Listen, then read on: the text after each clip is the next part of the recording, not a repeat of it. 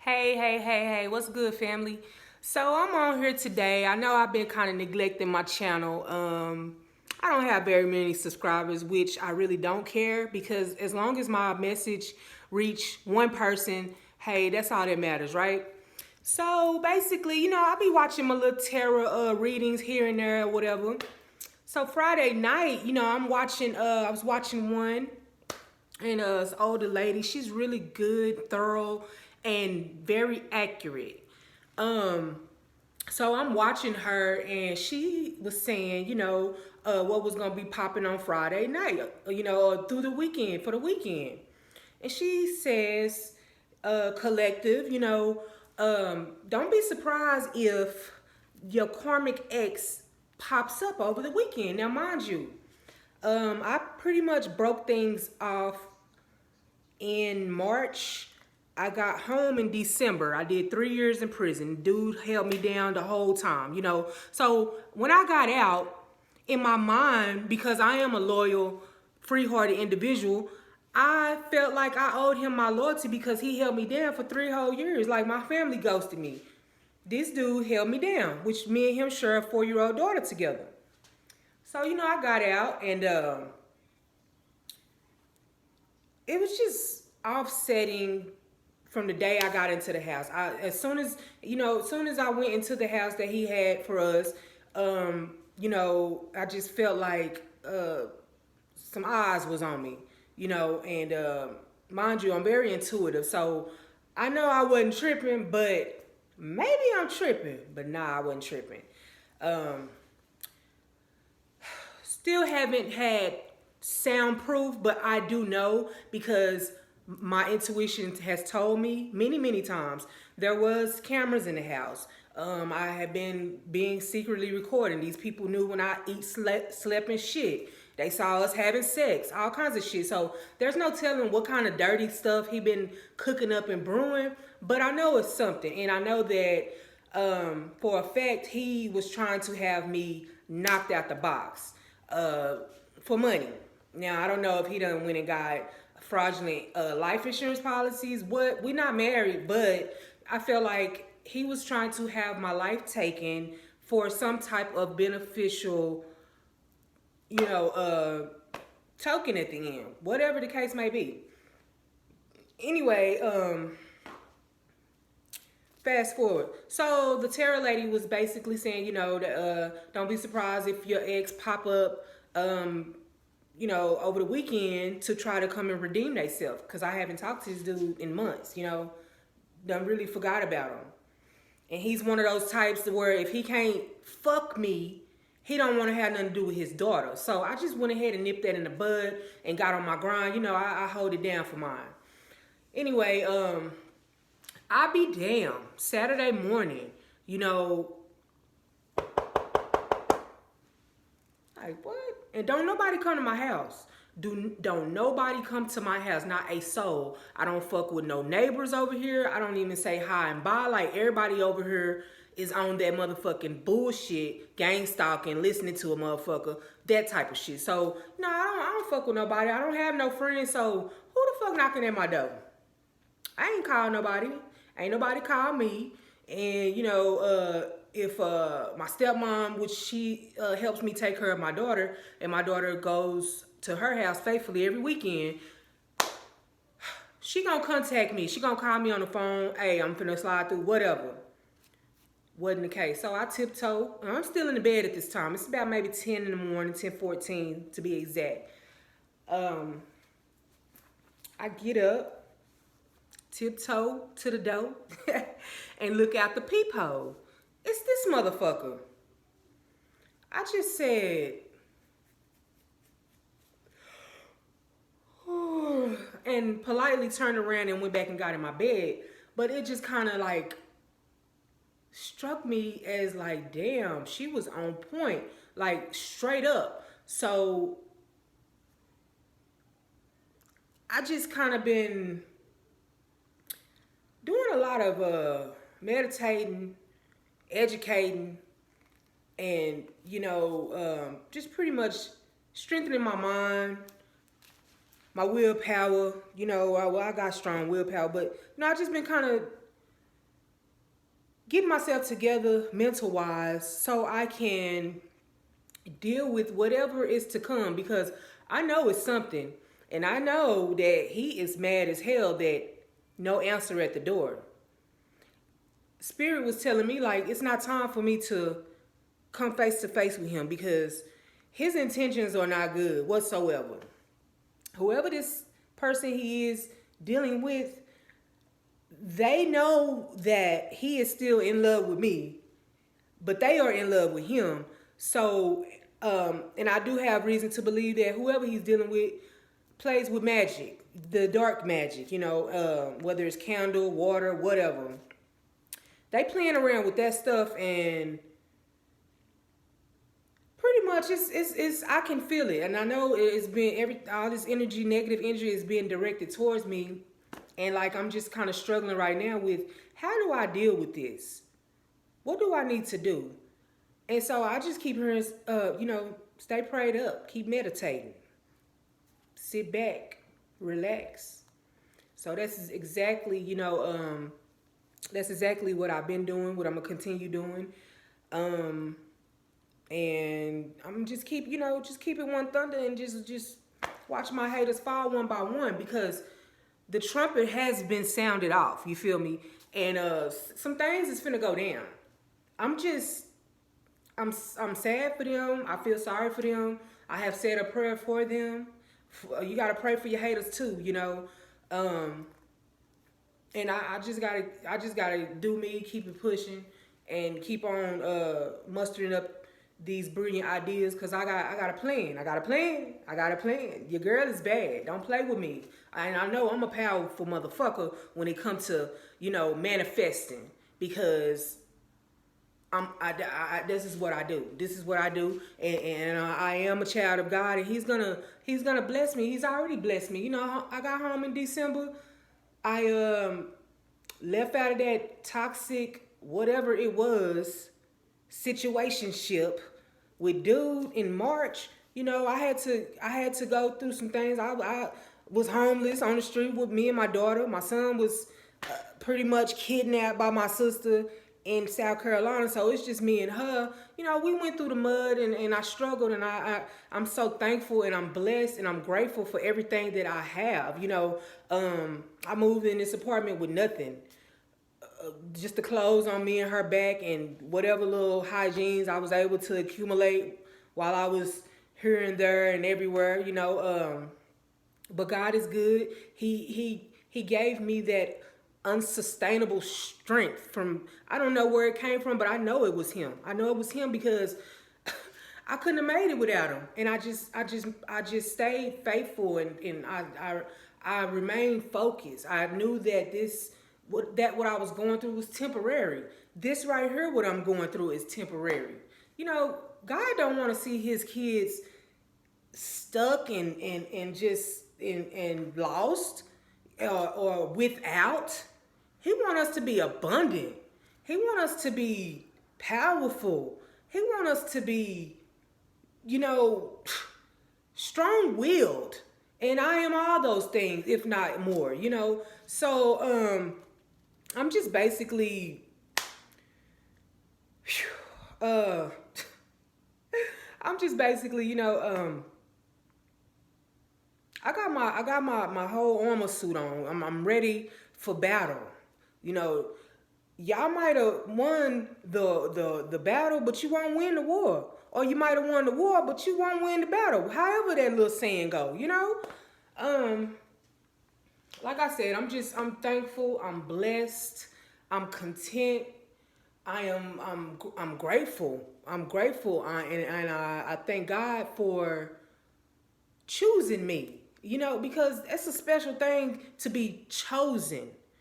It's a special thing to have favor from God, and for a while there, I was kind of like, when I was going through what I was going through, when I first had my little dilemma, because I started lashing out. I wouldn't say lashing out, but I started to question dude when I would have the weird feelings that would come over me. But that was my spirit guides speaking to me and letting me know what was up. It's cameras in the house that I'm being listened to. Oh, believe it. when I would drive his car, because it wasn't mine. I know that there was a tracking device on the car. I know that whatever kind of thing they had going on in the car, I was being listened to. My phone is being monitored. It's still being monitored. But at the end of the day, that shit don't even matter. It's gonna take a lot more than that to stop me. And then I got so much protection around me and my kids, you can't touch me. I'm like MC Hammer. Can't touch this. You know what I'm saying? For real. You can't even touch this. So, I'm not worried. I'm not bothered. Thank God for taking that spirit of fear away from me, because many, many, many days I would just be so scared, so much in fear, because I felt like, Lord, today is the day. I can't tell you how many times I called my mother, and she lived way in South Carolina. Call her, crying, weeping, just in fear, and she couldn't do nothing but just hold the phone and listen to me. And after I got through weeping and crying or whatever I was doing, she would just tell me, it's gonna be all right. It's gonna be all right. When it first started though, why don't you go get you some help? So I'm okay. Maybe it is my mental going on. I was in prison for 3 years and I was fine. I didn't have nothing going on with no fear and anxiety and depression, and I feel like somebody trying to harm me. It wasn't none of that rocking with me, man. So now I'm out here in this different ass world, because it is so different out here. Like, being at home is the thing to do, or if you going and adventuring somewhere outside, that's what's up. But fucking with other people is not what's up. So I went to get me some mental help or whatever. Bruh, I bullshit you not. Like, I swear, them motherfuckers was trying to kill me in there. The first hospital I went to in Fort Worth, JPS, they fucking shooed me away. My blood pressure was sky high. 110 over 118 or some shit like that. Ridiculous. Like, it was so high. I hadn't had no problems with my blood pressure. But all of a sudden, I'm going through this whole psychosis, or I don't know what the fuck you would want to call it, but I was really tripping out. I'm going through that. Now, I got blood pressure issues and go to the hospital. Now, if you go to a hospital for help for your mental to get evaluated or whatnot, they're supposed to help you. They're supposed to sit you down and, at least observate you for a few hours or a day or whatever, because I done been to the mental hospital before, in the past, and what I experienced this time around when I went was nothing like what I experienced the last other couple of times that I had to go up in there, So they pretty much released me, did not evaluate me, and didn't give me nothing for my blood pressure. So, okay. So y'all on this bullshit. All right. In the same token, one of my cousins came to pick me up from the hospital. She said, let's ride over to my homeboy house and see what he got going on. Maybe you just need to get out of that house for a while. Because, I was pretty much like a hermit in the house when I got out of prison, because I'm trying to look for me a job. But then once I got my daughter back, she wasn't in school yet, so really I can't work because I don't have a babysitter. So I'm a stay-at-home mom. So, that's just how that was for a while. Anyway, cousin come pick me up. We go to Dallas. We go to Fort Worth. We in Fort Worth, but we go to the east side to her homie's house. Homeboy want to go and ride to Dallas. Get us out the town for a while. So boom. We go, I give me a little drinky drink together, and I'm sipping a little bit. And I thought I was feeling better, but I started noticing weird ass shit, weird traffic, weird movement again. So I'll be damned. Now that was that morning when I was at JPS hospital. So this is later on in the night. It's coming over me again. So I tell her friend, I don't even know this dude, but I'm sitting in the backseat of his car. Hey, can you please get me to the nearest hospital? I don't know what's going on with me, what's happening to me. I feel unsafe.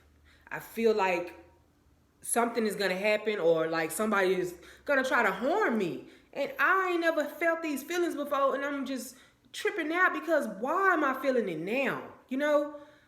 Anyway, dude was all like, "Oh, you need to pray. You need to." I said, "Can you please just take me to the hospital? As nice as I possibly could." So I get to the hospital, went to Parkland in Dallas. I tell these people the same thing that I told the people at JPS. So they basically was like, you got to sign this paper here to admit yourself for a 72-hour observation. Bloop, bloop, bloop. Thing was, catch-22, you couldn't check yourself out. You couldn't check yourself out of that 72-hour observation. You had to stay in there. So I was down with that. So I'm in there, worst experience of my life.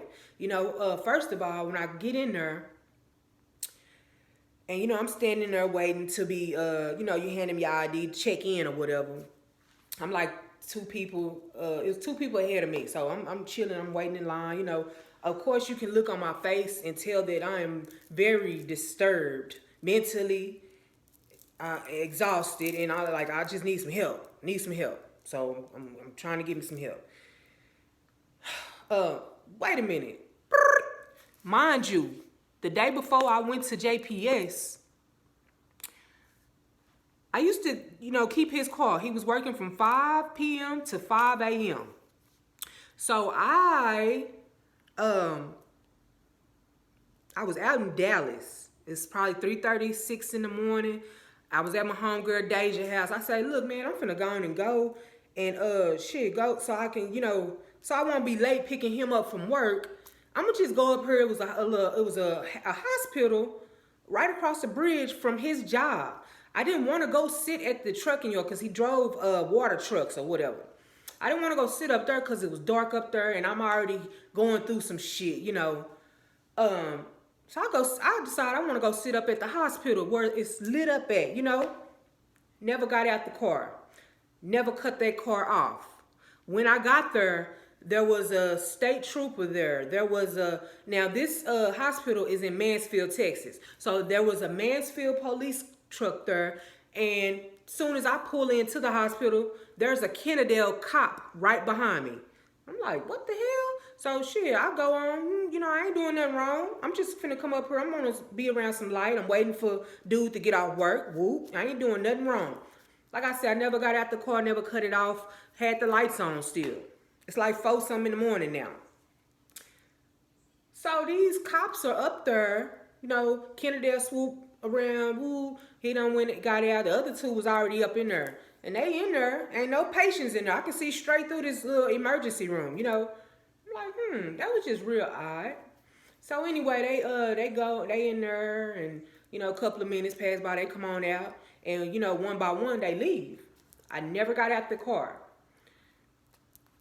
Back to the Dallas hospital. So,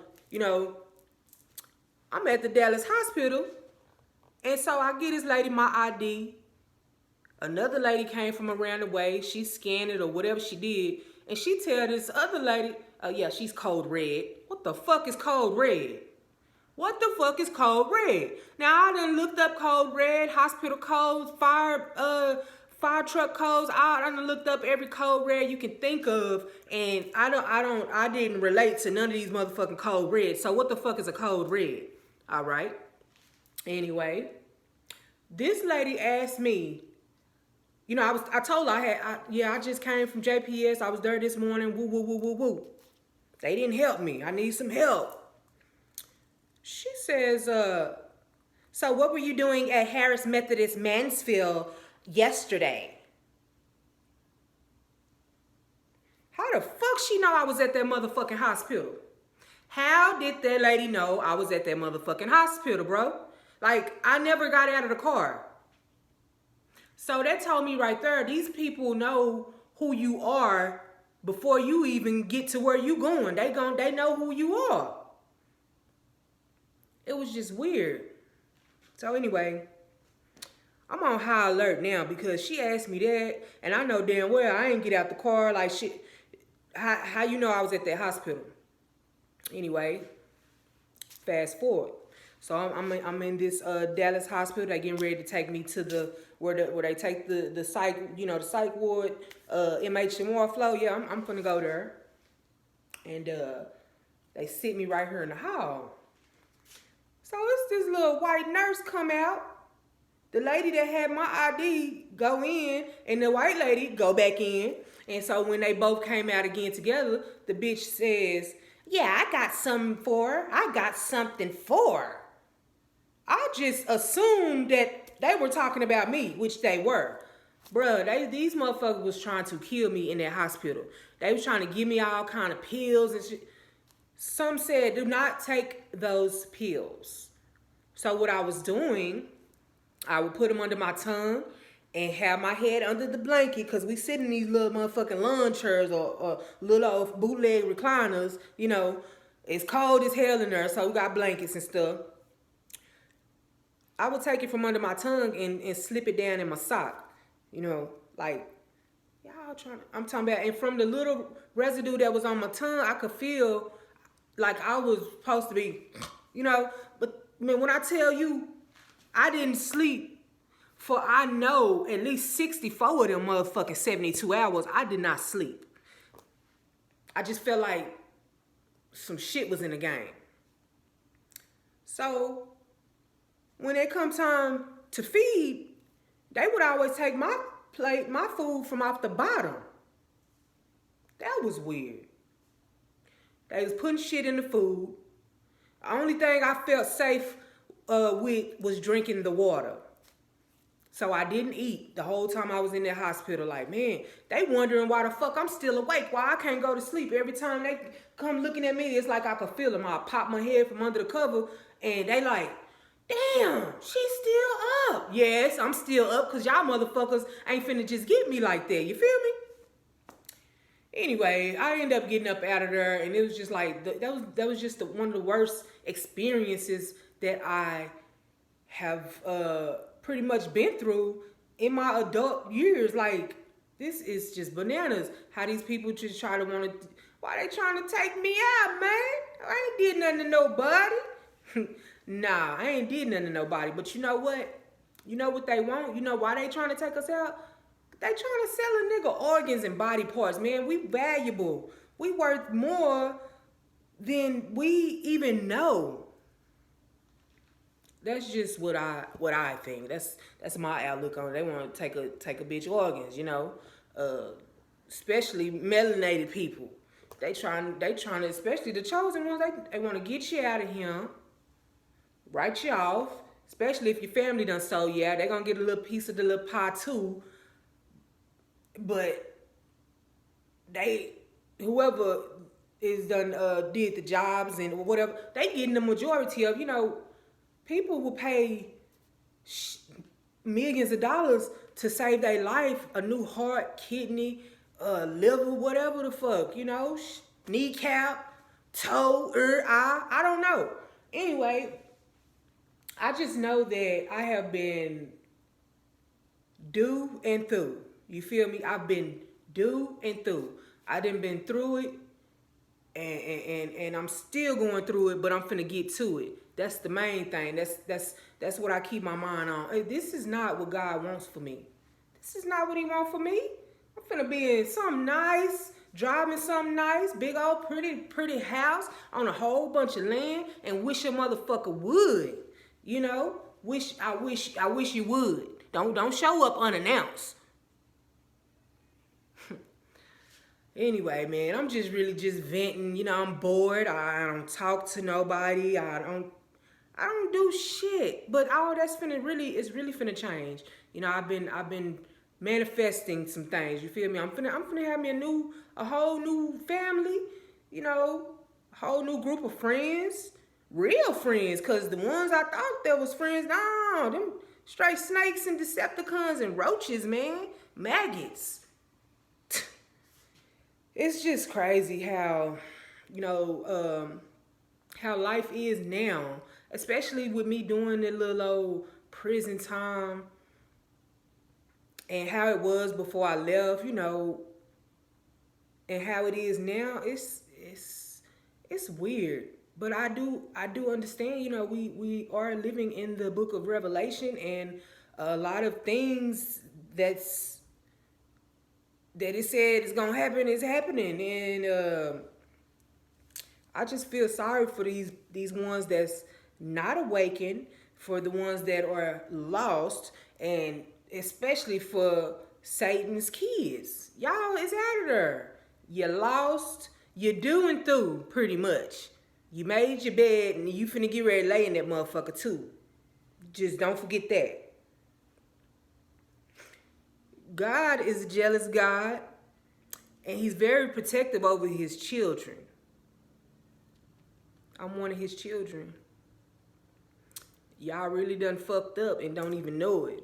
I'm just sitting back though. I mean, keep on shooting your shot.